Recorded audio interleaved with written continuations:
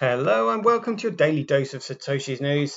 Today's date is Monday, the 11th of August, 2025. The year BSV comes alive. Branch your threads, expand your mind with treechat.ai or your post put on chain. Well, let's see what we've got today. Just going to go over this little article here from Cointelegraph about Willy Woo was saying that Bitcoin's going to be a good asset for the next 1,000 years. It's like absolutely ridiculous. Let's see if we can find that one when it comes up. Had quite good. There we go. Look at that. Bitcoin is a perfect asset for the next 1,000 years. Willy Woo. However, he's talking about GregCoin now. He's not talking about Bitcoin because if he was talking about Bitcoin, then he would be correct. Like, oh dear. We've got some posts on my own profile that we're just going to go through with regarding the disappearance of BTC within the Genesis block. So it sounds like that sounds really quite fascinating. So have a look at that one. We'll have a look at the figures. The price just seems to be creeping up a little bit there. Okay, and we'll compare that to GregCoin. We'll have a look at the figures on CoinDance and some important days on some 365 days of Bitcoin history. Right, let's get into it. Greg says he's Satoshi, like a cowboy in the West, riding on the blockchain that they call the very best. 1 million strong, and transactions flying free. Just wait for the Terra node, you'll surely see. All right, here we go then. So Willy Woo apparently said Bitcoin is the perfect asset for the next 1,000 years. He said Bitcoin is the perfect asset for the next 1,000 years, but it needs far bigger flows to compete with the US dollar and gold. And a Bitcoin OG said, well, yeah, bigger inflows. You're only going to get bigger inflows if it's actually useful. So people are buying it to use it. Honestly, I can't believe that these shitcoiners with shift brains haven't figured it out yet. It's so stupid. If something is useful, it's valuable. So people buy it to use it. If you take all of its utility away, people have no reason to buy it other than to speculate on it. Yeah, which is gambling, which is a relatively small portion of the population. You need it to have utility, and this is what the cabal are desperately trying to hide. That's what this goon hasn't figured out yet. Bitcoin OG Willy Woo said Bitcoin is the perfect asset for the next 1,000 years, but it won't overtake the US dollar or gold unless it attracts significantly more capital.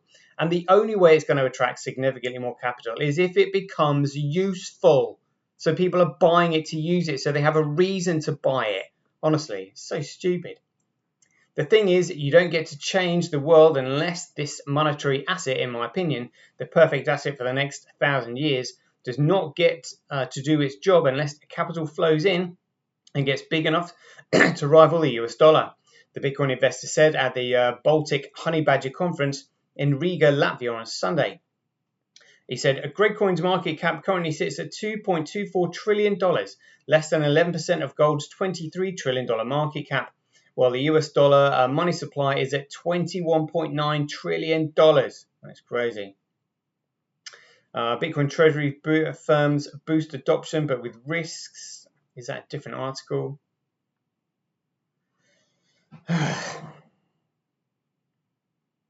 Wu said at least 2 obstacles hinder GregCoin from becoming a world reserve asset. What's a world reserve asset? Give me a fucking break. While GregCoin treasury firms are accelerating adoption, little is known about how they structure their debt, a risk that could lead to a Bitcoin or GregCoin treasury bubble burst. No one really publicly looked deeply into the debt structure, so I absolutely think the weak ones will blow up. Yeah, which is GregCoin. And people can lose a lot of money, which are those holding GregCoin, Wu said. Adding that altcoin treasuries are now practicing the same playbook that could create another bubble. No shit, Sherlock. He expressed concern over how the GregCoin treasury adoption will unfold should a significant market correction or bear market ensue. Oh dear. What happens to the bear market question? Who's swimming naked and how many coins get slapped back into the market? Bitcoin at risk of nation-state meddling. Oh, no shit. Yeah, nation-state meddling. Mate, that happened in 2017, you fool. Also, reliance on spot GregCoin exchange-traded funds and pension funds for GregCoin exposure, as opposed to self-custody, could concentrate more GregCoin within arm's reach of nation-states, increasing the risk of governmental-led rug pull, he said. Woo said, while GregCoin is attracting flows, the investors with the money bags aren't opting to self-custody. Oh, that is really foolish. But yeah, it's because they want to cash out quickly at any time, so they keep it on exchanges. That's why they're making it, a speculative bullshit asset. They want people to stick with good old, filthy fiat and dirty dollar. Instead, they're seeking exposure through the spot Bitcoin ETFs or GregCoin treasury companies like Strategy, Woo said, adding that pension funds are relying on institutional solutions like Coinbase custody. Oh dear. While these GregCoin on-ramps open the floodgates for more capital, investors are taking on the risk of being rugged at a non-state level, Woo said. Woo was speaking alongside panelists including Blockstream CEO Adam Back, host of What Bitcoin Did, Danny Knowles, Bitcoin analyst Leon Wankum, and Max Kai. I think is that Max Kaiser? Kai founder and CEO of Bitcoin self-custody platform Debify, said self-custody Bitcoin will spread progressively from custodians like Coinbase to everyday businesses and finally to individuals. Quote here: the companies will learn how to self-custody. And they're going to do self-custody.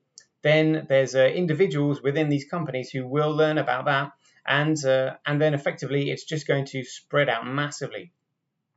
Companies still the most logical place for Bitcoin adoption, despite Woo's concerns about corporate GregCoin adoption risks.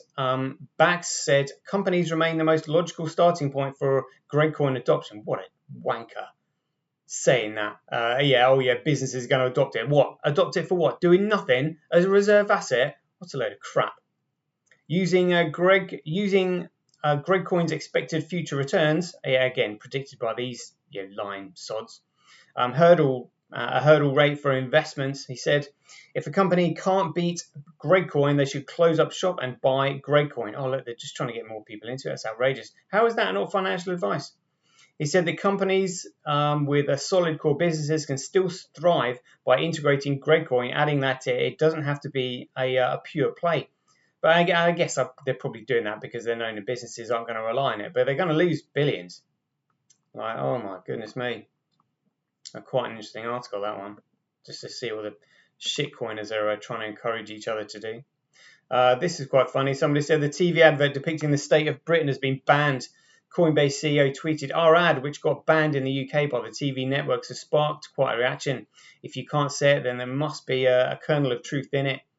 Yeah, I mean, it is a shocking advert, piss take of the UK government, but he knows what they're doing. And Bitcoin SV said here, this is in response to something.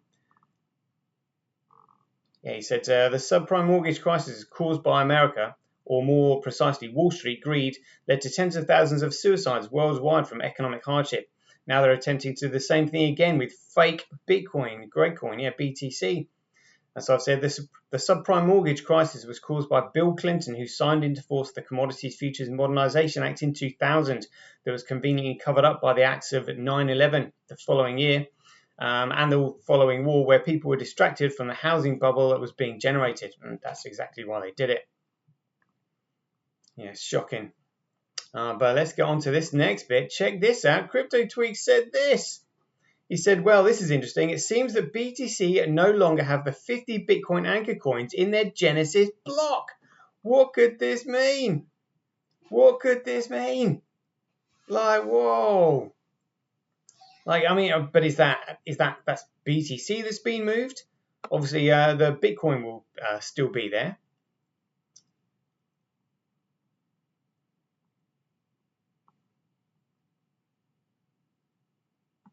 Look at that. Might actually have to have a look at that. One transaction.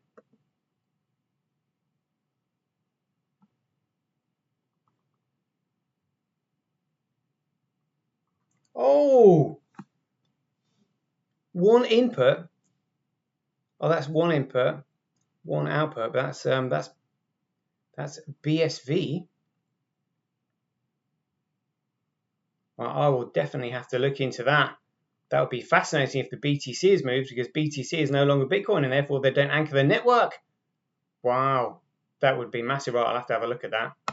So I've got to shoot off in a minute. So we'll just finish these. Look at this. The price is creeping up. $29.78 according to Orange Gateway. Let's have a look at that compared to GregCoin here. Yeah, just moving up a little bit. Bitcoin holding its own against the big dog. Fascinating stuff. Again, CoinDance not reporting their price properly. Oh, but GregCoin up to 121,000. So they're having to push the price up in order to appease the traders and keep that trading gap there.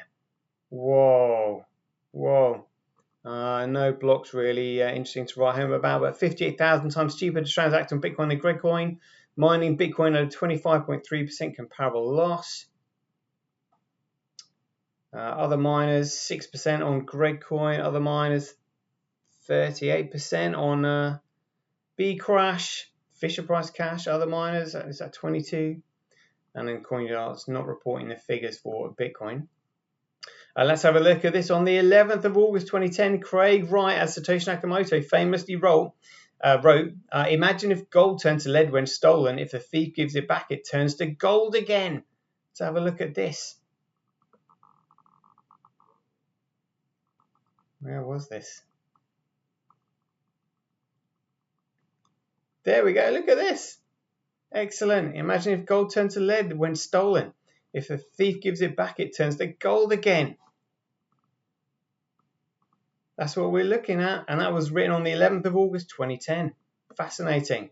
And then also, with regard to block size, on the same day, he also wrote here, it would be nice to keep the block, so .dat file, as small as long as we can. I suppose that's the block size.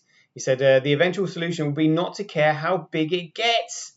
But for now, while it's still small, it's nice to keep it small so new users can get going faster. When I eventually implement client-only mode, that won't matter much anymore. There's more work to do on transaction fees. In the event of a flood, you would still be able to jump the queue and get your transaction to the next block by paying a 0.01 transaction fee. However, I haven't had time yet to add that option to the user interface. Scale or not, the test network will react in the same ways, but with much less wasted width band and annoyance. But again, was that Marty Malmy saying that, or was that CSW? Now it says Satoshi here, founder, senior member. But the solution will not be to care about how big it gets. The block size, beautiful. Right, there we go. We'll leave it there. That is a quick 13-minute show. So I hope you enjoyed it. And as ever, be aware, take care, stay safe out there, and we'll see you in the next one. The king still has one more move.